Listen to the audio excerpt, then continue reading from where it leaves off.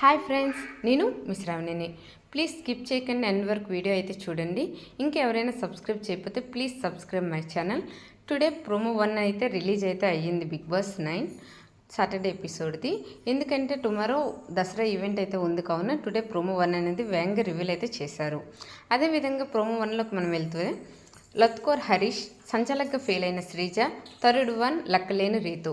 యాక్చువల్గా శ్రీజ అనేది సంచలకంగా ఫెయిల్ అయింది. ఎందుకంటే ఆ రోజు ప్రెషర్ అనేది వేగంగా ప్రెస్ చేసింది సంజన, కానీ అక్కడ కాన్వర్జేషన్ ద్వారా ఫస్ట్గా ప్రియాకి అయితే తను ఇవ్వడం అయితే అనౌన్స్మెంట్ చేయడం జరిగింది. అందుకే సంచలకంగా ఫెయిల్ అయింది శ్రీజ.